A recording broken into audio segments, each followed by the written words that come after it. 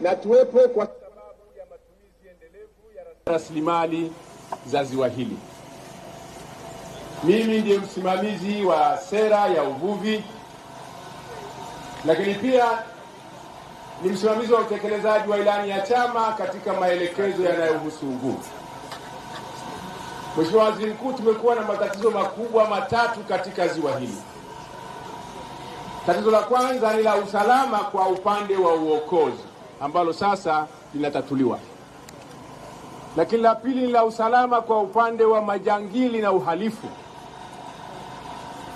Na la tatu ni udhaifu wa usimamizi na uhifadhi wa rasilimali za uvuvi.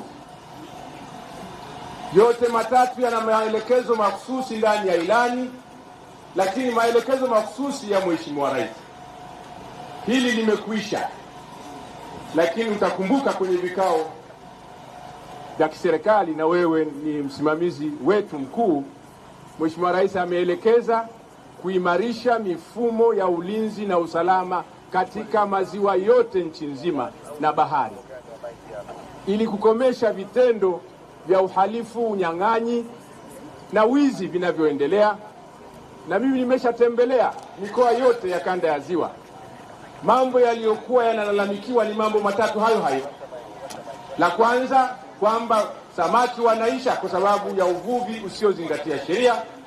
La pili, usalama wa wavuvi si mzuri wa kuridhisha, na la tatu, wanapopata majanga hawapati uokozi. Sasa niko hapa kuthibitisha kwamba yote yaliyoahidiwa hayo matatu wakati wa uchaguzi yote yatatekelezwa, na mwanzo ndio huu. Na nafurahi viongozi wetu wa chama, wajumbe wa halmashauri kuu wako hapa, mnatuona tuko kazini. Na mimi ni waziri mpya wa uvuvi na mifugo, chuma kipya kabisa. Nikuhakikishie yote matatu chini ya usimamizi wako tunakwenda kuimarisha kuanzisha chombo mahususi cha usimamizi na udhibiti wa rasilimali za uvuvi, kukomesha vitendo ambavyo vinatuharibia mazalia ya samaki na kutufanya tuwe mafukara. Tumeshaanza, tunaenda kwa mchaka, na wewe umetuahidi kutunga mkono. Hili la pili limefanyika. Kazi yetu ni kutoa elimu.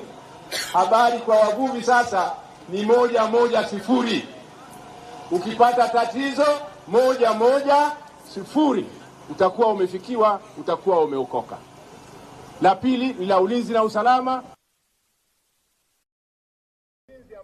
Pia anatoka katika eneo hili ameshapokea maelekezo, na mimi chini ya usimamizi wako tunaenda kuimarisha ulinzi na usalama katika maziwa yetu yote na baharini. Na la mwisho ni kushukuru sana Mheshimiwa Waziri. Wewe sasa ni waziri pacha kweli kweli kwangu. Sasa wanaweza wakaona kwa nini TASAC inawatoza. Huyu ndio waziri wa TASAC. Kati ya malalamiko walikuwa wanauliza mbona TASAC naye inachukua vitozo. Inachukua vitozo kusudi kuimarisha shughuli za uendeshaji wa uchumi wetu.